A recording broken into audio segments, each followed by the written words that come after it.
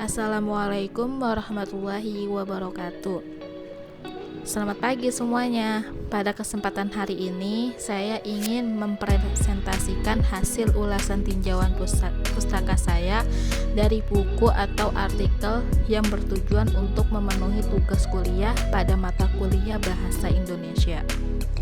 Pada ulasan yang pertama adalah ulasan artikel tentang problem konsep komunikasi barat. Penulis oleh Nirhamna Hanifadilah, Amir Reza Kusuma, Jamal Muhammad Jaya Aji Bima Sakti. Penerbitnya dari Universitas Darussalam Gontor Ponorogo.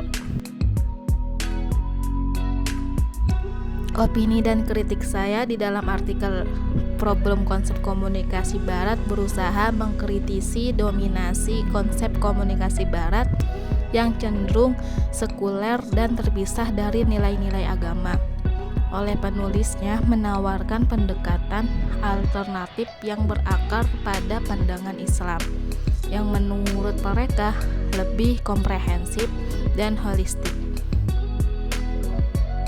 Salah satu kritik utamanya dapat diberikan pada artikel ini mungkin terlalu fokus pada kritik terhadap Barat tanpa memberikan contoh konkretnya bagaimana konsep komunikasi yang diislami dapat diimplementasikannya dalam kehidupan sehari-hari.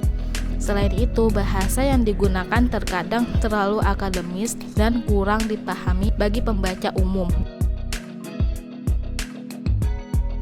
Kelebihan dan kekurangan. Kelebihannya terdapat pendekatan baru, yaitu memberikan perspektif baru yang berupaya menggabungkan nilai-nilai Islam dengan ilmu komunikasi. Kemudian, kritis dengan mengajak pembaca untuk berpikir kritis terhadap ilmu komunikasi yang sudah mapan dan mempertanyakan asumsi-asumsi dasarnya. Dan kemudian komprehensif, yaitu pembahasan yang cukup mendalam tentang perbedaan paradigma komunikasi antara Barat dan Islam.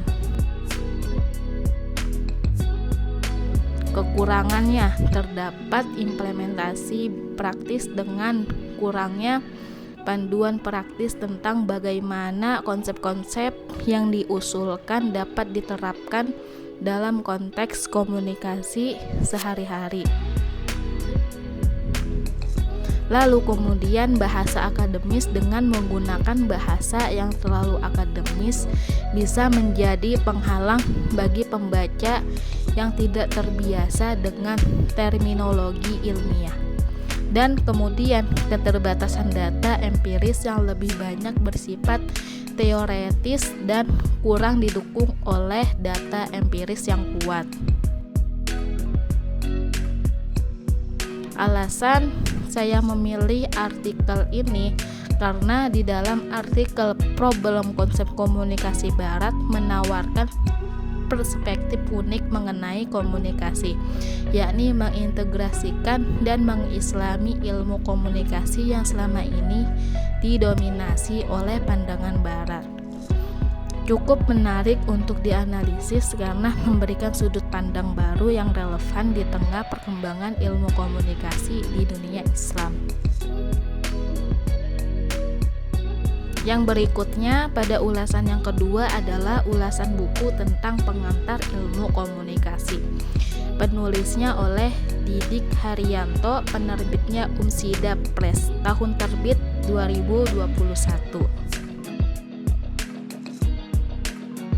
Opini dan kritik saya tentang buku pengantar ilmu komunikasi karya Didik Haryanto yang merupakan buku ajar yang sangat komprehensif dan informatif bagi mahasiswa baru yang ingin mempelajari dasar-dasar ilmu komunikasi. Penulis menyediakan materinya dengan runtut dan mudah dipahami yang sangat membantu dalam membangun pemahaman dasar tentang komunikasi.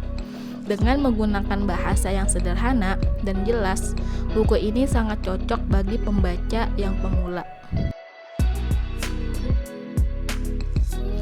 Kelebihan dari buku ini adalah kelebihan dari buku pengantar komunikasi terdapat sangat komprehensif yang mencakup berbagai aspek penting dalam ilmu komunikasi, mulai dari sejarah komunikasi, definisi, proses, hingga model-model komunikasi lainnya. Kemudian berikutnya terdapat struktur yang jelas, setiap dari babnya disusun dengan baik, dimulai dari konsep dasar hingga topik yang lebih kompleks, memudahkan pembaca untuk mengikuti alur pembahasannya.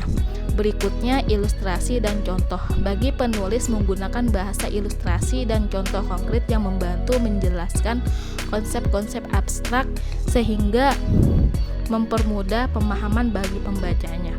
Dan berikutnya relevansi, karena materi yang disediakan sangat relevan dengan perkembangan saat ini dalam bidang komunikasi, termasuk bagaimana komunikasi berkembang di ranah digital. Kekurangan dari buku pengantar ilmu komunikasi adalah yaitu kurangnya kedalaman pada topik yang dibahas secara cukup singkat dan mungkin memerlukan penjelasan lebih mendalam untuk pemahaman yang lebih komprehensif.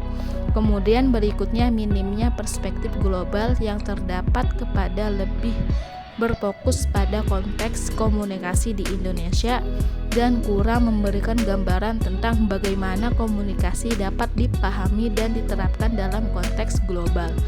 Dan berikutnya keterbatasan pada referensi, yaitu beberapa bagian buku terasa amat kurang didukung oleh referensi akademis yang cukup kuat, sehingga bagi pembaca yang ingin menggali lebih dalam lagi mungkin perlu mencari sumber tambahan lainnya. Alasan saya memilih buku pengantar ilmu komunikasi karena buku ini merupakan sumber yang penting bagi mahasiswa baru yang mulai studinya di bidang komunikasi, mengingat pentingnya pada dasar-dasar ilmu komunikasi dalam berbagai aspek kehidupan. Buku ini memberikan fondasi yang kuat bagi pembaca untuk memahami konsep-konsep utamanya dalam komunikasi. Dan berikutnya pada ulasan yang terakhir, yaitu ulasan buku tentang teori-teori komunikasi. Penulisnya oleh Prof. Dr. Jalaluddin Rahmat. Penerbitnya Remaja Rosda Karya, tahun terbit 2005. Menurut opini dan kritik saya pada buku teori-teori komunikasi, penulis Prof. Dr. Jalaluddin Rahmat merupakan referensi yang sangat baik untuk memahami berbagai teori dalam ilmu komunikasi. Penulis berhasil menyediakan berbagai teori komunikasi dengan jelas dan mendalam, sehingga memudahkan bagi pembaca untuk memahami konsep-konsep yang kompleks. Buku ini sangat membantu bagi mahasiswa yang ingin memperdalamkan pemahamannya tentang teori komunikasi. Kelebihan pada buku ini terdapat pembahasan teori yang mendalam yang memberikan penjelasan yang mendetail tentang berbagai teori komunikasi, mulai dari teori klasik hingga teori kontemporer. Setiap teori dibahas dengan sangat baik disertai dengan contoh-contoh yang relevan. Kemudian berikutnya struktur yang sistematis. Penulis yang menyusun buku ini dengan struktur yang sangat sistematis yang dimulai dari pengantar tentang apa itu teori komunikasi, kemudian diikuti dengan pembahasan teori-teori utama secara berurutan. Sangat memudahkan bagi pembaca untuk mengikuti alur pemikiran penulis. Dan berikutnya terdapat contoh kasus nyata. Buku teori-teori komunikasi ini dilengkapi dengan banyak contoh kasus nyata yang membantu bagi pembaca untuk mengaitkan teori dengan praktik di lapangan. Bisa membuat pembelajaran teori menjadi lebih efektif dan mudah dipahami. Dan berikutnya bahasa yang jelas dan mudah dipahami. Meskipun buku tersebut membahas topik yang kompleks, penulis menggunakan bahasa yang jelas dan mudah dipahami. Hal ini sangat membantu bagi mahasiswa baru yang mempelajari ilmu komunikasi. Kekurangan dari buku ini adalah minimnya perspektif global. Meskipun buku tersebut sangat baik dalam menjelaskan teori-teori komunikasinya, namun penulis lebih fokus pada perspektif yang lokal dan kurang memberikan gambaran tentang bagaimana teori-teori ini diterapkan dalam konteks yang global. Kemudian berikutnya, kurangnya pembahasan tentang media digital, mengingat tentang buku teori-teori komunikasi yang diterbitkan pada tahun 2005, pembahasan tentang media digital dan komunikasi digital masih sangat terbatas. Padahal sekarang ini komunikasi digital merupakan topik yang sangat penting dan relevan. Dan berikutnya, referensi yang sudah lama. Beberapa referensi yang digunakan dalam buku tersebut sudah cukup lama sehingga bisa kurang relevan dengan perkembangan terbaru dalam ilmu komunikasi. Penulis bisa mempertimbangkan untuk menambahkan referensi yang lebih baru dan lebih baru lagi. Alasan saya memilih buku teori komunikasi karena buku tersebut merupakan salah satu referensi utama dalam studi ilmu komunikasi. Buku ini memberikan dasar yang kuat bagi mahasiswa untuk memahami berbagai teori yang menjadi landasan ilmu komunikasi. Selain itu, bahwa buku ini sangat penting untuk menambah wawasan dan pemahaman saya tentang teori-teori komunikasi. Ya, itulah presentasi saya hasil dari 3 tinjauan pustaka sebagai ulasan buku atau artikel. Apabila terdapat dalam penyampaian kurang mengenakan atau ada salah kata dalam menyampaikannya, mohon dimaafkan. Sekian dari saya untuk mengakhiri presentasi saya. Waalaikumsalam warahmatullahi wabarakatuh.